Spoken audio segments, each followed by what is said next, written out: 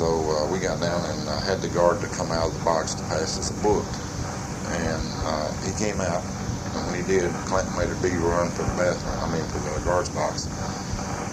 And he was turning the knobs before the guard even realized what was going on.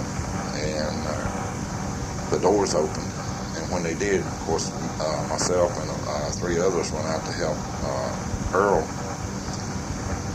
And by then we already had the knives and everything passed out. So and at the same time that happened, the other guards that was in the pods was taken hostage immediately. So by then we had control of both pods. But we had made this up now beforehand that we was not going to hurt anyone. Absolutely. No one was going to get hurt in this escape. We done made our minds up to that. We was not going to let anybody participate in the escape that was going to hurt anyone. And that was an absolute fact. If we got out, we got out. If we didn't, we didn't. But nobody was going to get hurt on account of it. Well, now, we fixed this up. It was kind of funny because it turned into something like a little assembly line. There was, there was 1, 2, 3, 4. There was 4 other guards and a nurse in the rest of the building. So we took those hostage, and one at a time, except for the last 2. Gentry, I was in the hallway door, and there's a square window, about a foot square, in the center of the door, and I was looking out the window, and by the time I looked out, he looked in, and we just looked at each other in the face. And then he recognized me. He knew I wasn't supposed to be out. So the door was not locked, so I just pushed the door open. And of course, I outweighed him by about 100 pounds. And I just pushed the door open and rushed behind the door and grabbed him, pulled him around. And when I did, he just gave up. Didn't put up a fight or nothing. And I just walked him on down and give him to the other guys down there that was waiting. They either would handcuff them or tie their hands and leave them in the corner down there. Of course, we were taking their clothes from them because we had to get their clothes to wear off, wear out. And we got everybody taken hostage, and there was 2 left around the corner, and we just stepped out in the hall, about 3 of us, with the nightsticks that we had taken and the knives and stuff. And one of the guys just hollered down and said, "Look, y'all better just come on. We don't want no trouble. Now, if you come on now, we're not going to hurt you or anything." And they just give up and come on. Give us the keys and everything. So by then, we had the whole top floor. Okay. Derek Peterson, he took and got into this little guard's uniform, and he looked just like a guard.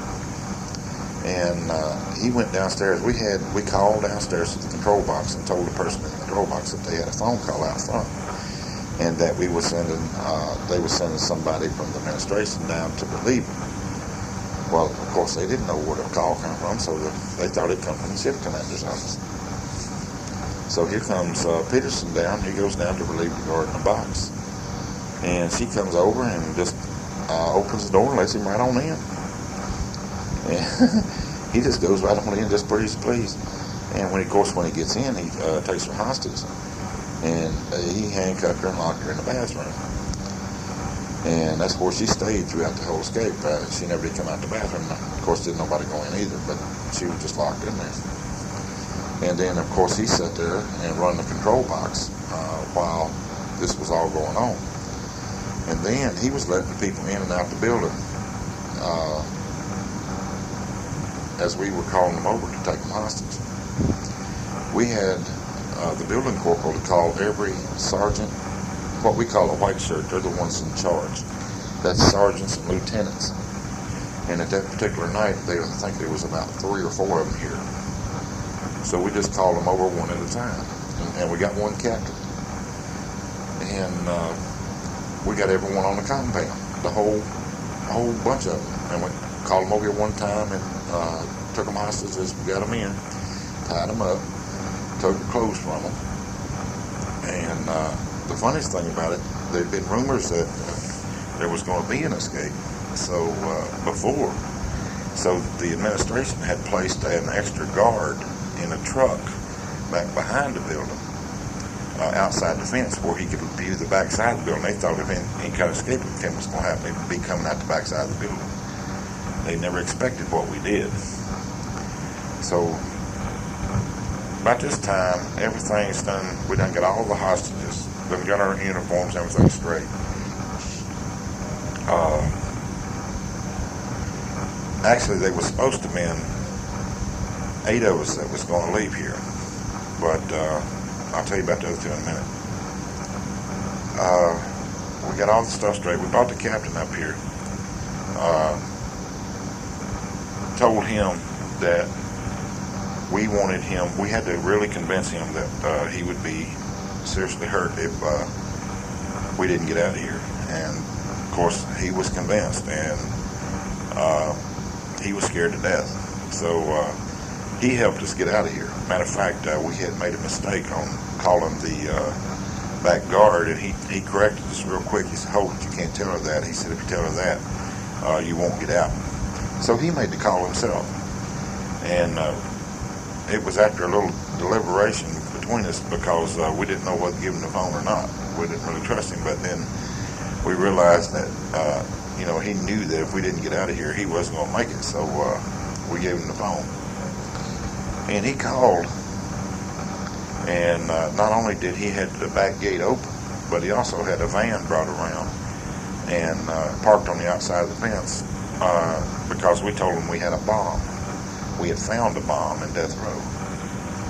And of course, with the rumors of the escape beforehand, it just helped us out a lot, because everybody knew that there was something going on. So we took and loaded up a TV. We had the pod TV, which is a 19-inch, RCA, I think. And we took a stretcher, and we put the TV on the stretcher and covered it with a blanket of TV. Now, can you imagine a bomb being as big as a TV, and people on death row making a bomb that big? I mean, it was hilarious. And we took it downstairs, and we got 2 fire extinguishers from downstairs. We loaded, got the riot gear out from the control box downstairs, which is helmets and shields and all that stuff. And we was covered up. Our faces was covered. They couldn't see us or anything like that. So that helped us. We carried, I was on the back end of the stretcher. Somebody else was on the front. Then had 2 people shooting the blankets with the fire extinguisher, like, to give it more realism. And we just took off for the gate. Well, now the other two that were supposed to go, they changed their minds and made escape. I guess they really didn't think it was going to work, because that's why they went along with it. They didn't think we was going to really get out, and when it come to that point, they just refused to go, because they was afraid that we were going to get shot down going out the gate.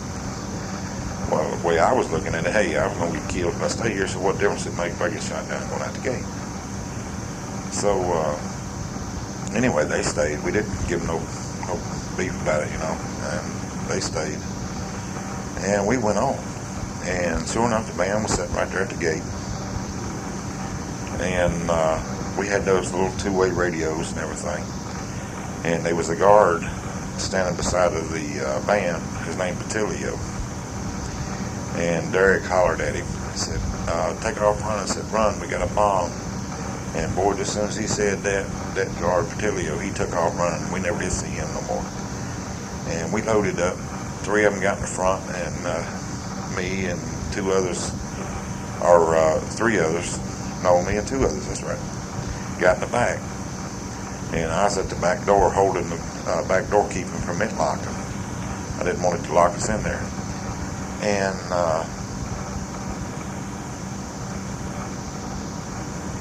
then, as we was leaving, we got down the road a little bit,